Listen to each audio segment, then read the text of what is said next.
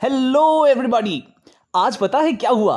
कई दिनों बाद आज केवल मेरे पापा, मेरा भाई और मैं, सिर्फ हम तीनों मिलकर एक बॉयज डे आउट पर निकलते हैं।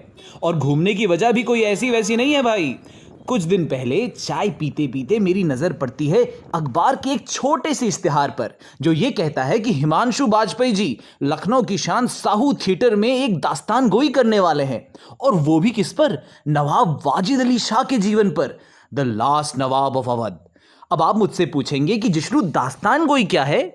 दास्तान गोई 13वीं शताब्दी का एक Urdu oral story telling art form है।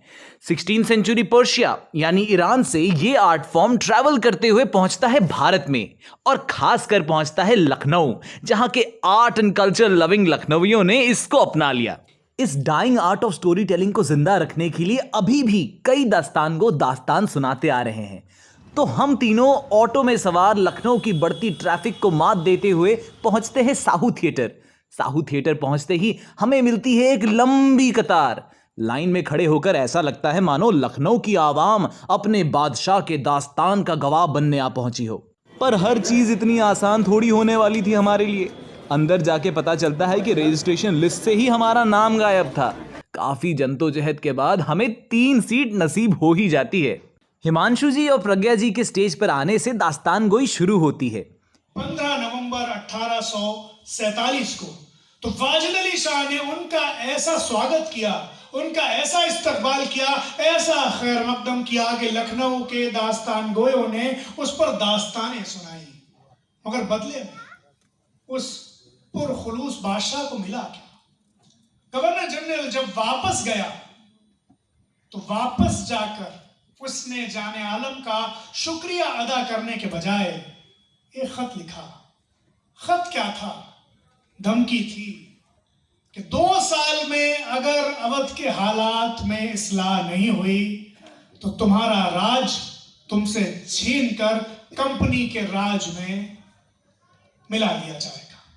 इतनी खूबसूरत, इतनी कैप्टिवेटिंग और इतने मजेदार दास्तान सुनाए गए कि क्या ही बताऊं। जनाब आलम वाजिद अली शाह को लेकर जितने मिसकंसेप्शंस थे, आज वो सारे क्लियर हो गए।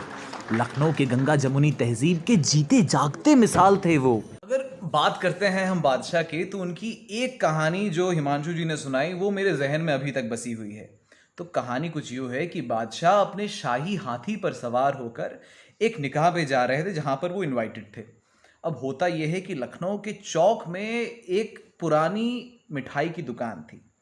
अब हाथी मुड़ते हुए गलती से अपना पैर जो है दुकान पर दे मारता है। अब हाथी भारी भरकम था, दुकान छोटी सी पुरानी सी थी, नुकसान हो चुका था। ये नुकसान देखते हुए ही बादशाह अपने सिपाहियों को रुकने को कहते हैं। सिपाही कहते हैं कि बादशाह छोड़ दीजिए, कोई बात नहीं जहांपना, छोटा सा नुकसान है, कुछ चंद पैसे देकर ही मामला रफा दफा कर देंगे। अब बादशाह थे अपने उसूलों के पक्के, आवाम को परेशान होने ना देंगे।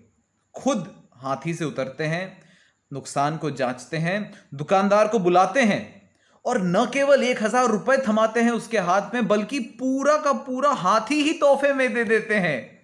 ऐसे थे हमारे बादशाह।